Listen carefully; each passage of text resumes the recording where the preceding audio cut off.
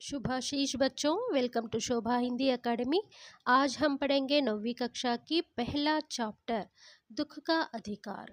बच्चों, दुख का अधिकार इस पाठ का सारांश अब हम आपके सामने बताने जा रहे हैं। दुख का अधिकार एक व्यंग्यपूर्ण रचना है। व्यंग्यपूर्ण मतलब बहुत ही कठिन तरह से बातें करना, कठिन से व्यवहार करना, माने दूसरों के बारे में बुरी तरह से बातें करना। इसमें इस बात पर दुख प्रकट किया गया है कि लोग गरीबों के दुख को दुख नहीं समझते। हमारे देश में कुछ अभागे लोग ऐसे भी हैं कि जिन्हें दुख मनाने का भी अधिकार नहीं है। हमारे समाज में हमारी पोशाक देखकर हमारा स्तर निर्धार किया जाता है। माने हमारे स्टेटस को, हमारे ऊंचे वर्ग को, दर्जा को वे लोग जज करते हैं। मनुष्य की पहचान उसकी पोशाक से होती है। यही पोशाक उसे अधिकार और दर्जा दिलाती है। पोशाक का मतलब हमारे पहने हुए कपड़े। कीमती पोशाक अनेक बंद दरवाजे खोल देती है। जीवन में कभी कभी ऐसे क्षण भी आते हैं जब हम अपने वर्ग भेद से झुककर गरीबों की मनोस्थिति को भी आंकते हैं। उन निचली श्रेणियों की अनुभूति मन को छूती है, परंतु पोशाक बंधन बनकर अड़चन डाल देती है। खास परिस्थितियों में हमारी पोशाक हमें झुकने से रोके रहती है। यहाँ पर यशपाल जी, माने दुख का अधिकार के लेखक जो यशपाल जी, ये कहना चाहते हैं कि कभी कभी हमारा स्तर, माने हमारा स्टेटस हमारे पहनावे से ही दिखा जाता है। माने हम लोग जब अच्छे कपड़े पहनते हैं तो हम लोगों को समझते हैं कि वो लोग बहुत ही ऊंचे खानदान के हैं। अगर हम ऐसे नॉर्मल कपड़े पहने तो समझते हैं कि अच्छा, ये लोग बहुत ही छोटे वर्ग के हैं। इस तरह से हमारे स्टेटस को वो लोग जज करते हैं। लेकिन कभी कभी हमारे यह कपड़े पहनने का जो व्यवहार है उससे हमारे माने गरीबों में और हमारे बीच में बंधन बन जाता है, माने अड़चन भी बन जाता है, रुकावटें पैदा करते हैं। माने हम लोग कभी भी किसी की भी स्तर को उनके पहनावे से जज नहीं करनी चाहिए।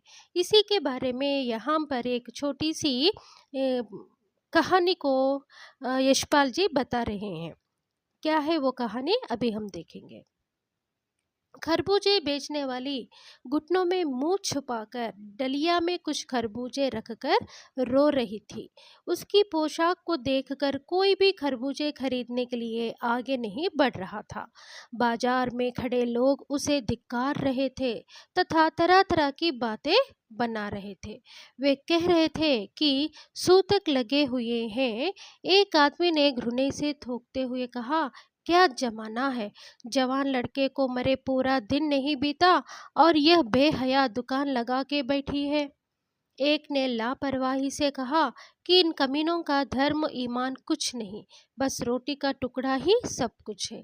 परचून की दुकान चलाने वाला एक दुकानदार ने कहा, इसे अपने धर्म ईमान की चिंता नहीं है तो ना सही, परंतु इसे सूतक के 13 दिनों में खरबूजे बेचकर दूसरों का धर्म ईमान नहीं बिगाड़ना चाहिए। यहाँ पर लेखक ये कह रहे हैं, एक खरबूजे बेचने वाली एक औरत टोकरी में कुछ खरबूजे रखकर बेचने के लिए बाजार आ गई थी। वहाँ पर इस खरबूजे बेचने वाली का एक लड़का था, एक बेटा था जो मर गया था। तो भी वो लड़के का मरा हुआ एक दिन भी नहीं हुआ, वो खरबूजे बेचने बाजार में आकर बैठी थी। तो बाजार के बाकी दुकानदारों ने, जो कपड़े बेचने वाले और कुछ अपने अपने धंधे करने वाले, उन्हें इसके बारे में कुछ गलत शब्द कह रहे थे। कोई कह रहा था कि छोटे वर्ग के लोगों को कोई शर्म नहीं रहती और धर्म नहीं रहती और दूसरों के प्रति वे लोग कभी भी अच्छी तरह से नहीं सोचते हैं। देखो कैसे आकर बैठी है, बेटा मर के एक दिन भी नहीं हुआ और आई है बुढ़िया खरबूजे बेचने के लिए। पैसों के लालच में ये लोग कुछ भी करने के लिए तैयार होते हैं करके इस तरह से उस बुढ़िया के बारे में कुछ गंदे शब्द और ऐसे मने उसकी ओर ना तो दया बता रहे थे और उसके बारे में गलत-गलत बातें कह रहे थे। और एक कह रहा था कि ये लोग पैसों के लिए कुछ भी करते हैं, इसे तो सूतक लगी हुई है। सूतक माने जब किसी के घर में कोई बच्चा पैदा होता है या किसी माने उनके फैमिली मेंबर का कोई मृत्यु हो जाती है, तो उन लोगों को 13 दिन तक अपवित्र मानते हैं। वो लोग उस 13 दिन तक कोई भी अच्छे काम नहीं करनी चाहिए, बाहर भी नहीं निकलना चाहिए। ये सूतक दिनों में ना तो कोई उसके घर जाता है और ना कोई उन्हें अपने घर में आने देते हैं। और देखिए, लेखक ने पास पड़ोसों की दुकानों से पूछकर पता लगाया कि उसका 23 साल का जवान लड़का भगवाना सांप के काटने से मर गया। वह शहर के पास 1.5 बीघा जमीन में खेती करके परिवार का निर्वाह करता था। परसों सवेरे एक सांप ने उसे डस लिया। माँ ने ओझा को बुलाया। ओझा माने झाड़ू फूंक करने वाला। झाड़ना फूंकना हुआ, नागदेव की पूजा की, दान दक्षिणा दी। घर में जो अनाज और आटा था वह दान दक्षिणे में चला गया, परंतु उसका पुत्र भगवाना बच ना सका। यहाँ पर उस बुढ़िया का एक बेटा जो था उसका नाम था भगवाना। उसे सांप ने काटने से वो भगवाना नामक लड़का मर गया था। और वो खेती बाड़ी करके अपना परिवार का निर्वाह करता था, अपना परिवार का पालन पोषण कर रहा था। तो उस बेटे को बचाने के लिए वो बुढ़िया औरत ने बहुत सारे तौर तरीके को आजमाया, लेकिन वह अपना बेटे को बचा नहीं पाई थी। उस बेटे का मृत्यु हो गई थी। सुबह होते ही बच्चे भूख से बिलबिलाने लगे। दादी ने उन्हें खाने के लिए खरबूजे दिए। बहू बुखार से तप रही थी। कोई उधार देने वाला नहीं था, इसलिए वह रोते रोते खरबूजे लेकर बेचने चल पड़ी थी। वहीं हमारे पड़ोस की एक संभ्रांत महिला पुत्र की मृत्यु के बाद 2.5 मास तक पलंग से उठ ना सकी थी। उन्हें 15-15 मिनट बाद पुत्र वियोग से मूर्छा आ जाती थी और मूर्छा ना आने की अवस्था में आंखों से आंसू ना रुकते थे। दो दो डॉक्टर हर दम सिराने बैठे रहते थे। हर दम सिर पर बर्फ रखी जाती थी। शहर भर के लोगों के मन उस वियोगी माँ के लिए द्रवित हो उठे थे। और यहाँ पर उस बुढ़िया के जो बेटे के बच्चे थे वो लोग भूख से बिलबिला रहे थे, माने तड़प रहे थे। उन लोगों के घर में खाने के लिए कुछ भी नहीं था। और बहू का जो हाल था वो तो बहुत बीमार हो गई थी, बुखार से तप रही थी।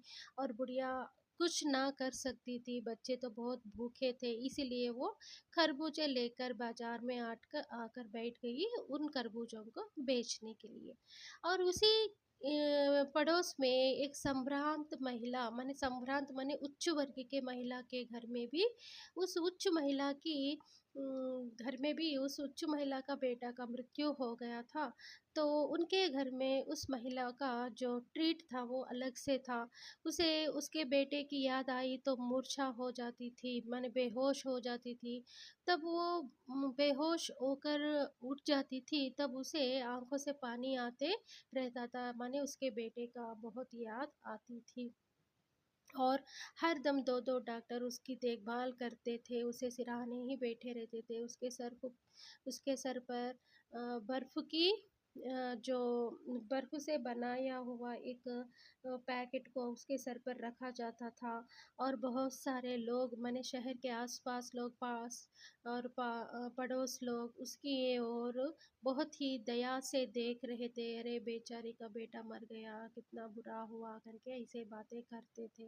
लेकिन वही खरबूजे बेचने वाली बुढ़िया का जो बेटा था भगवाना मर गया, तो उस बुढ़िया के तो बहुत ही गंदे गंदे बातें कर रहे थे, लेकिन यहाँ पर संभ्रांत महिला के बारे में तो बहुत ही दयावान बातें कर रहे थे। तो इसी के बारे में लेखक कहते हैं कि लेखक दोनों पुत्र वियोगिनी माताओं की तुलना कर रहा था। उसके मन में विचार आया कि शोक करने और दुख मनाने के लिए भी सुविधा और अधिकार दोनों चाहिए। माने दुख मनाने का अधिकार भी सबको एक समान सम्मान नहीं दे रहा है यह समाज। दुख मनाने के लिए भी हमारा स्टेटस को वो लोग अच्छी तरह से देख रहे हैं, अपना स्तर क्या है, अपना दर्जा के हिसाब से वो लोग दुख मनाने का अधिकार दे रहे हैं। तो बच्चों, यह है दुख का अधिकार पाठ का सारांश। अगर आपको यह पाठ अच्छा लगा तो प्लीज़ लाइक कीजिए, शेयर कीजिए और मेरे चैनल को सब्सक्राइब कीजिए। दूसरे पाठ के सामने जल्दी आपके सामने आ जाएंगे। Thank you.